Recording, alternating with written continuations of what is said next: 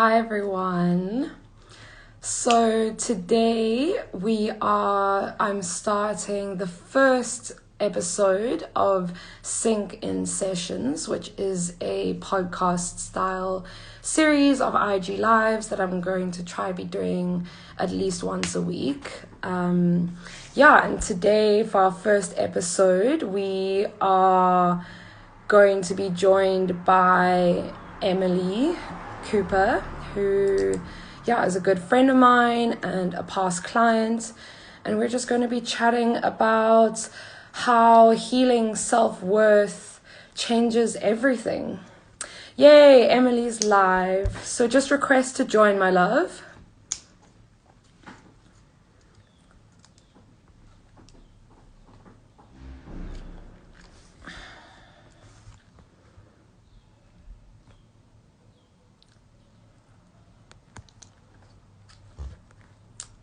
View request.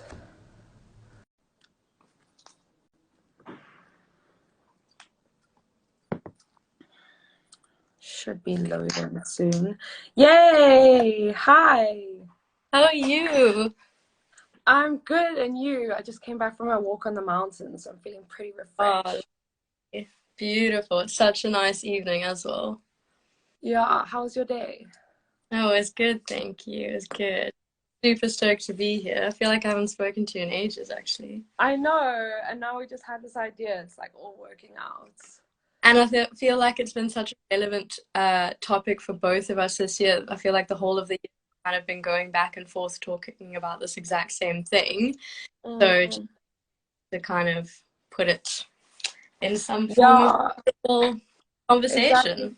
Exactly, and it's definitely something that we both worked through in when you were my client, and it was something that came up quite a lot. And I mean, both of us, I feel like every woman deals with issues relating to self-worth, whether that's around body image or skin or boob size or hip size or butt size, or like we constantly like subconsciously comparing ourselves to the other women around us. And what I found so like pivotal in healing self-worth is that comparison actually starts to go away. It starts to fade, and it starts to like stop becoming like such a forefrontal thing of your mind.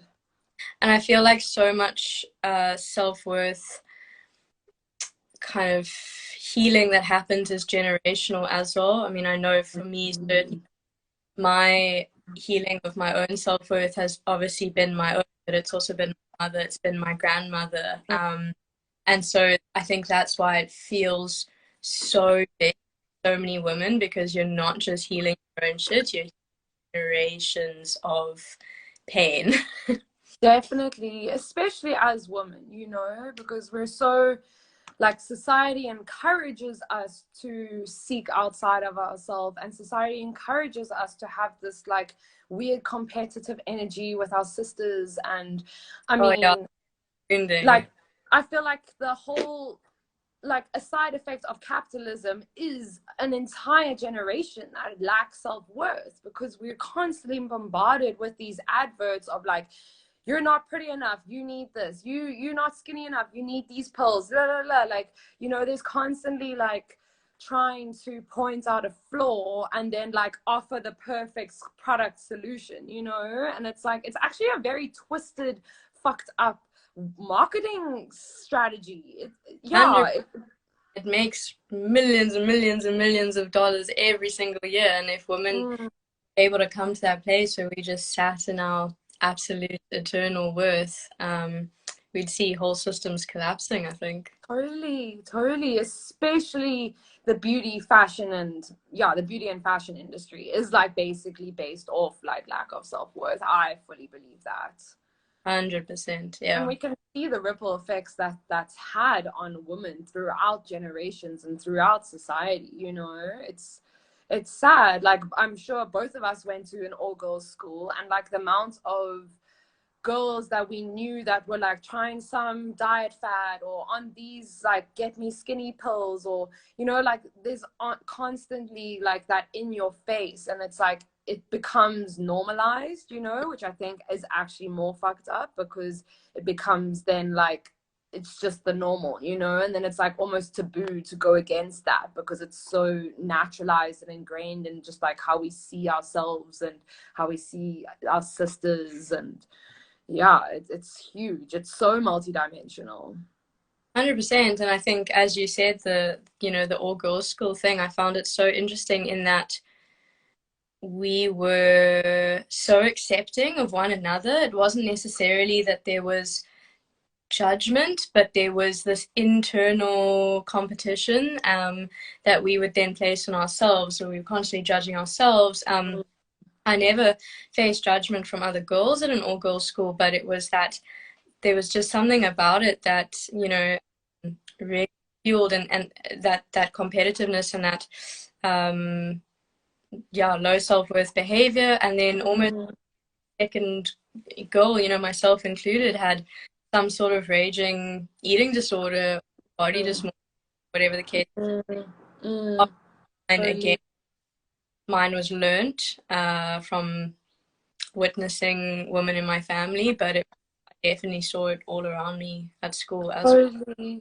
Totally. And I feel like it's like that judgment doesn't even have to be obvious, because it's subtly there all the time. And I mean, both of us have now learned on our healing journeys that like when you judge another, it's actually a deep wound within yourself, that you're judging yourself.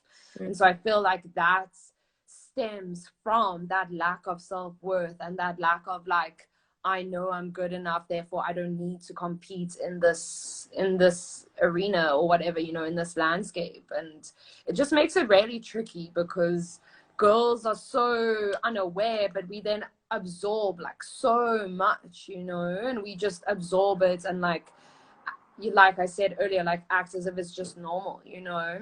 No, I know. And it, I've come to the realization that self-worth really does impact how you show up in every single area of your life. At school, for example, when I could have been paying way more attention to passing maths, there was this absolute focus on how much I weighed or what I was eating or how many sports I played or how many times I could get to gym in a week, and then that just every single aspect, it trickles into the friends you make and because obviously we both I think you'd agree with me that having low self-worth, you're then going to attract people that only mirror that back to you. So your friend relationship, it's your romantic relationships, it's your work dynamics. If you're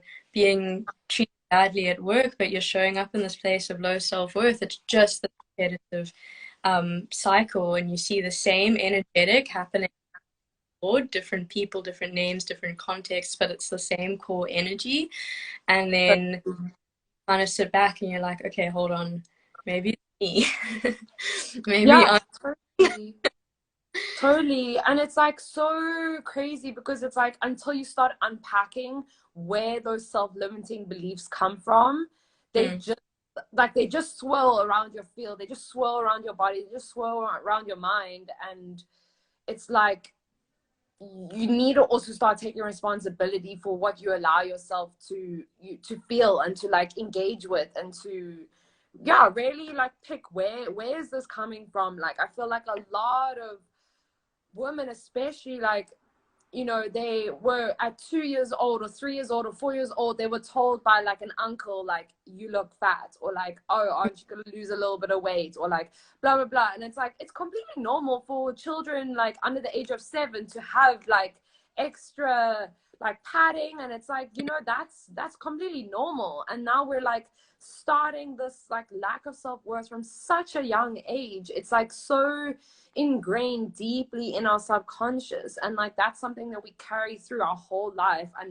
until we start doing shadow work and ancestral healing, parental healing, mother wound healing, father wound healing, and like realizing like, oh wait, like my brothers and my cousins used to always tease me that I was fat, or that I was too this or too that, or like, you know, like all these weird little comments that come from people who are equally as traumatized and equally as, you know, lacking of self-worth in themselves, that it's like they don't even realize the damage that one little comment can do. Yeah, I mean, this is what you've just said is so relevant to where my body dysmorphia really originated from. You would know the story, but I was 5 years old, perfectly normal sized child, and my grandmother told me that my stomach was hanging over my jeans and that I needed to lose weight, you know, and that for me was the start of body dysmorphia. It was the feeling so uncomfortable in my body, and so that feeling of just wanting to escape your own skin. And I remember then this carried on, that it was genuinely from that point. It was not a comment that I kind of just like shrugged off and was like, okay, on. Like, I remember lying in bed in primary school. My mom would put me to bed, and I would cry, and I'd say, Mom, I'm so fat. I'm so fat. I need to lose weight. And, you know, it's like, when I think about that now, I would have been 6, 7, and Wow. that's not normal behavior, or rather, I think it's common, but it's not the way it's meant to be. And that was all because my grandmother, who is so entrenched in that low self-worth, and that patriarchal sort of belief itself, that she projected that onto me, and then also obviously projected it onto my mom. And so a lot of then my eating habits were learned from my mother. And then now, you know, in my sort of 20s, it's up to me, I suppose, to now not pass that on to my child. So Totally. it's for my future children, rather. Now Totally. those generations worth of. But as kids, like, we're so impressionable, you know, and especially when a comment like that comes from a loved one, like, we legit take it seriously. Like, obviously, maybe it would be different if it was a stranger on the street, someone we didn't know. But when it comes from someone we have a genuine connection with, you know, like, I feel like in your brain as a kid, you're like, oh, well, like, why would someone who loves me say something that's a lie, you know? So it's like you actually take it really seriously because you're not aware of like conditioning and the fact that people traumatize people, you know? And it's like you really absorb, like, kids psyches are like sponges, and they absorb the environment that they're placed in, you know, and whether that environment is a consistent one or whether it's just a once-off occasion, you know. It's like they trust that they are safe in their environment, but then when the environment isn't safe, it's really detrimental to their growth and to their learning and their upbringing. And like we can both see, like, you know, childhood trauma really impacts you on such a deep level that you don't even realize it until you start unpacking, like, right, where are these beliefs coming from? Like, why do I feel this way about myself? Because it's not natural, it's not organic that we feel this way, you know. No, and obviously for the child, you know, if we're talking in terms of egos here, the child without the caregiver, their subconscious, their nervous system, their ego thinks that they're going to die, right? So because we're dependent on our caregivers, we can't survive children without those that look after us. And so when a caregiver, a guardian, projects their pain onto us, our nervous systems receive that as, okay, if my grandmother's telling me I'm fat, that is now judgment. Judgment in the ego mind is death, right? So I need to keep myself safe by avoiding judgment. Therefore, I need to do whatever I possibly can do to make sure that that judgment isn't passed on ever again, because that is then going to trigger the little girl in me who feels like she's actually dying. Yeah.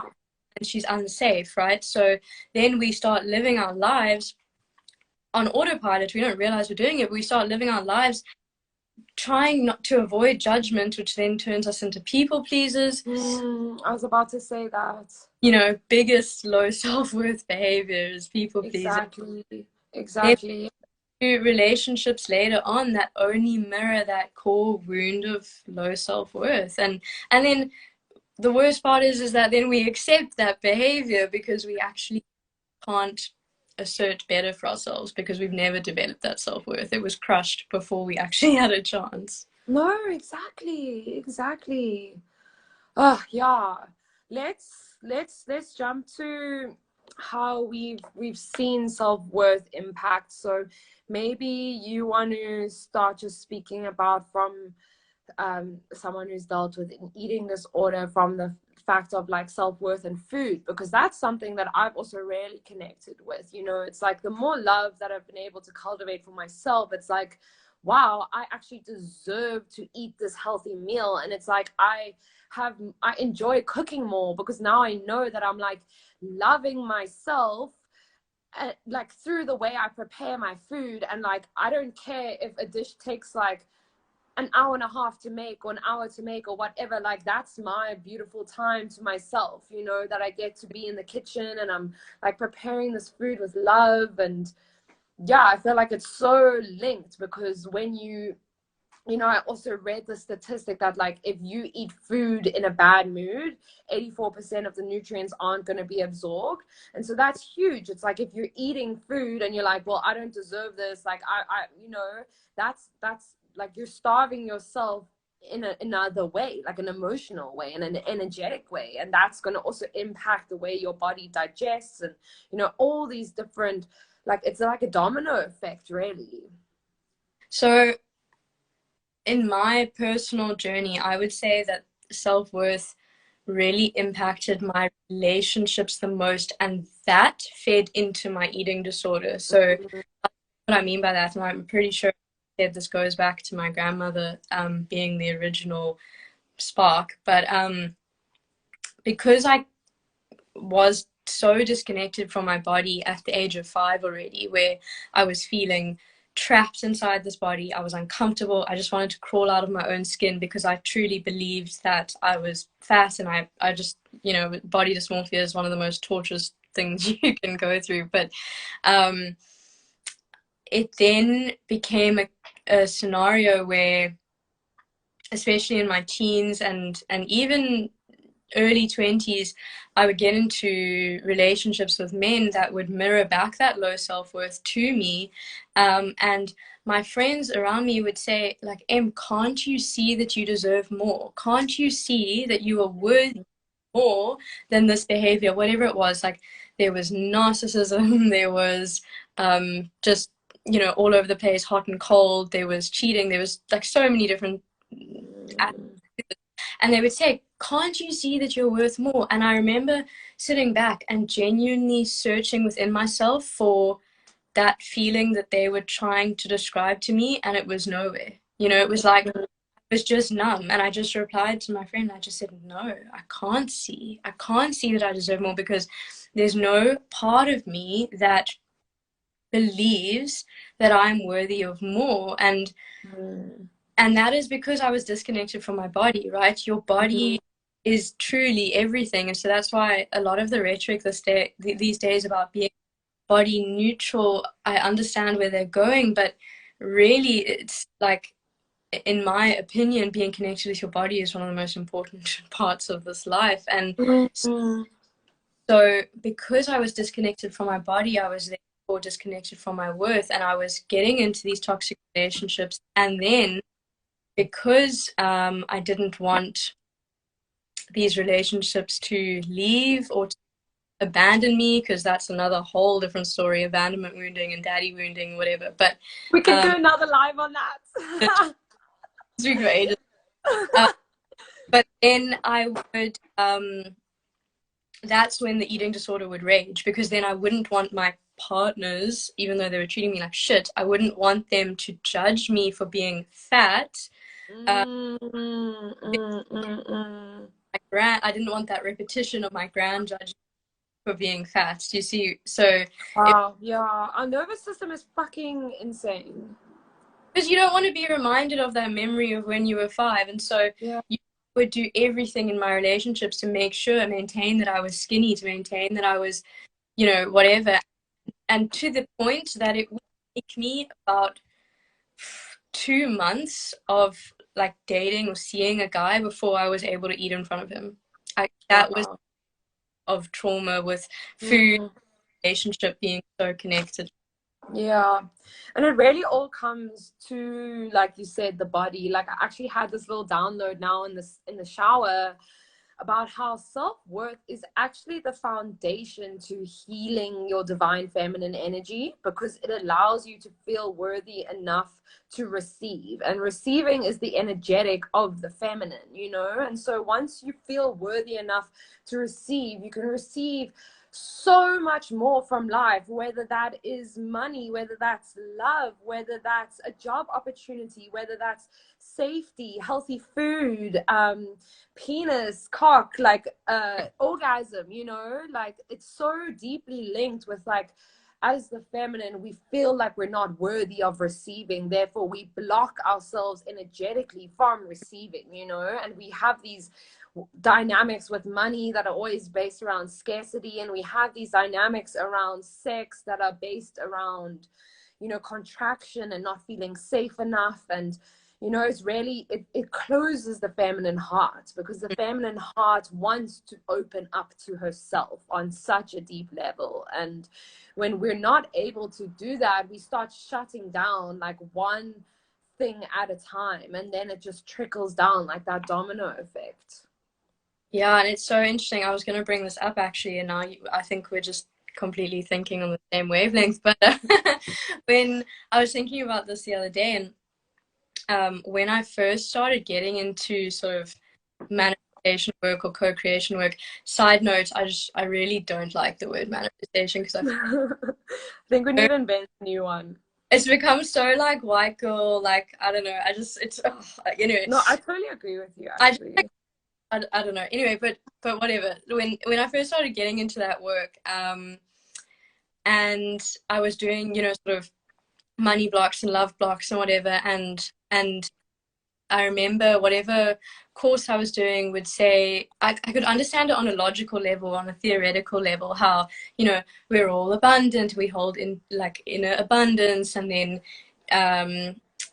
we're all worthy of love and worthy of money, and all of this was mentally cool. I got it, like I could write the textbook on it, but there wasn't a connection to actually creating that in my life. Yeah.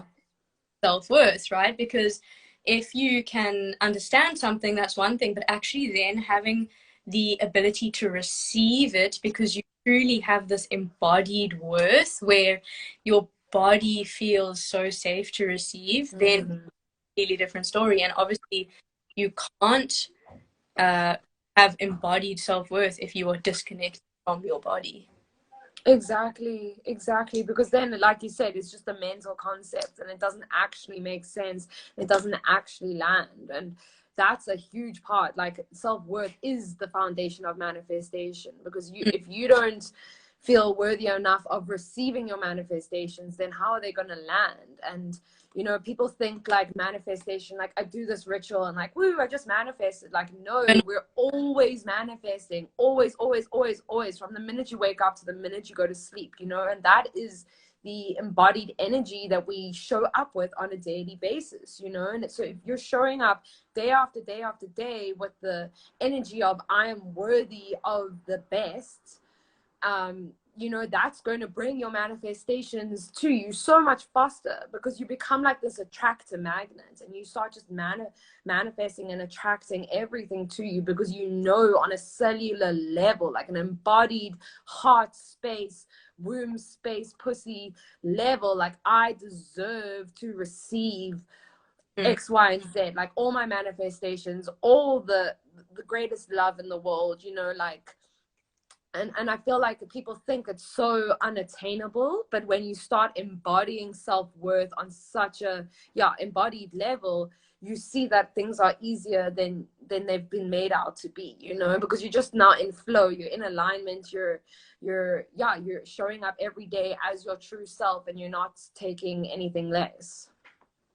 Yeah, and you know, you can do all the journaling, you can do all of the reciting of the mantras and the think positive and all the gratitude and whatever, but and again, you know, I was doing all of those things, and I was being so deeply, genuinely grateful for everything in my life that was so good and that was so abundant or whatever. But the missing piece was that on a very, very deep subconscious level, not even really subconscious, I didn't have to think too hard to find the missing piece, but on a deep level, on a cellular level, there wasn't that profound, not even knowledge, this like embodiment of I am worthy of receiving.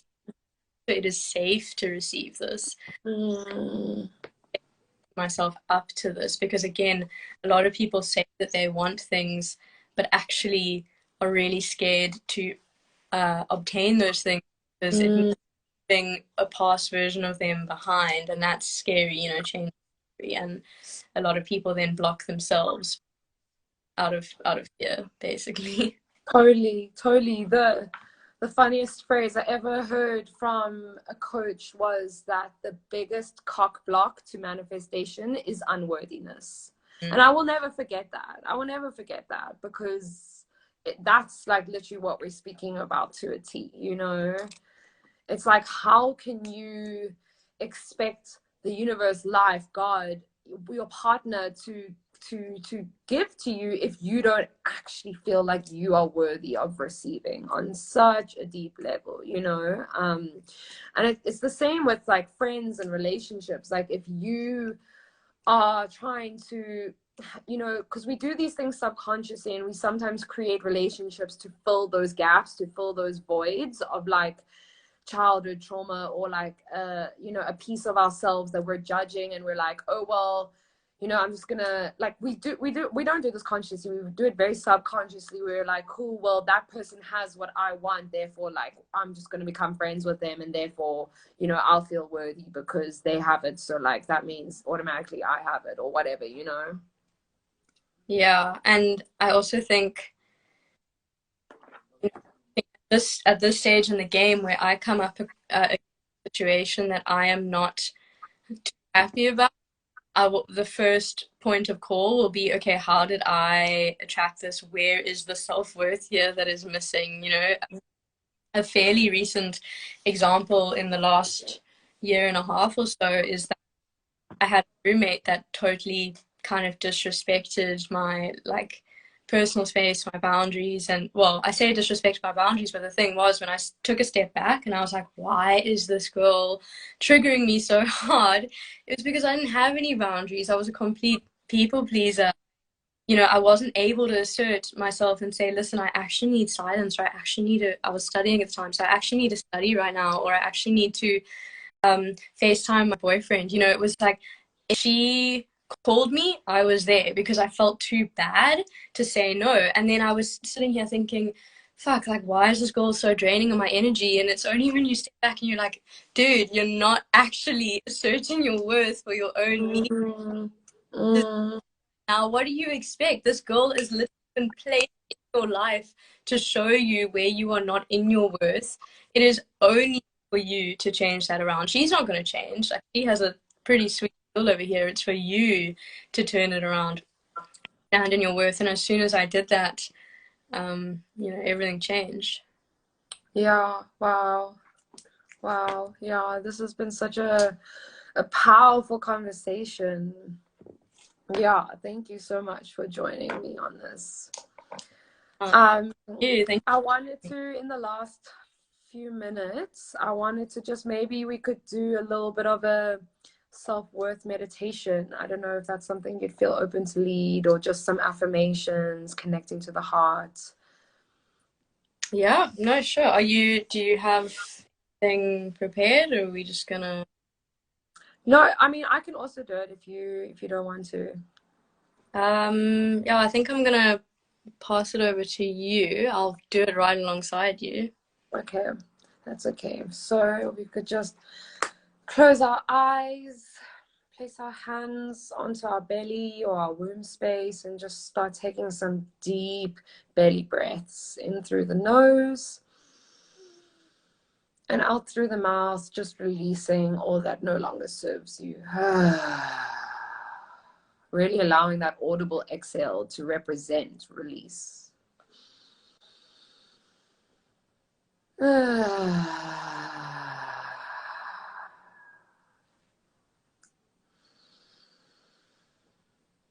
And then we can just bring our hands to our heart space at the center of our chest and just really feel what's going on inside your body. Do not judge. Do not try and change. Just breathing into your heart space, becoming present with yourself, with your body, with your mind. And in this moment, I want you to think about every single past situation where you have allowed yourself to be disrespected, taken advantage of, where you have not honored your needs for the sake of someone else, where you have not spoken up, not defended yourself, and just, have cultivated that lack of worthiness. And I want you to, with your breath, really see this as your inner child who's still holding on to her trauma.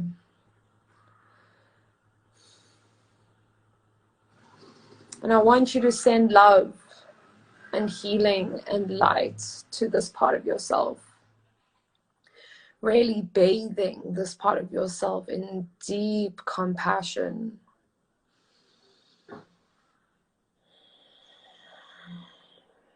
And with the maturity and the awakened version of consciousness that embodies in your body right now, I want you to almost cradle or pick up this part of yourself. Maybe you've pushed it away to the side for too long. Maybe there's a lot of dust, a lot of cobwebs. But I want you to see this part of yourself, and I want you to hold her, him, they in your arms like you would an innocent baby, a child. And I just want you to send love and compassion and really just say to yourself, it's okay. I am worthy. I deserve love because I am love at my very core. And all the pain and struggle and challenge is just something that I have absorbed and have been conditioned to believe is who I am. Because it's not. It's not who you are. It's just something that you're carrying that's still very, very old, that is now requiring your conscious awareness, is requiring your love.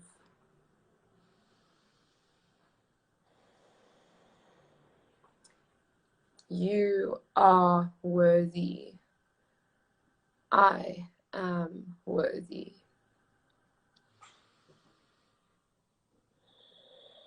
And breathing deeply into your heart center, deeply into the space behind your hands, really just affirming all of this to yourself.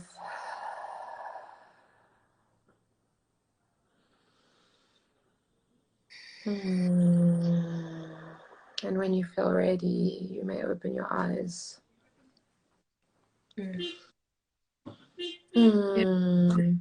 Oh, thank you. And Thank thank you. you so much for being here and for being willing and for being my first guest for No, Second Sessions. so It's been wonderful. And no, it really has. I really, really enjoyed it. I think we could definitely make so many of these. yeah, definitely. So, yeah, we will definitely be back.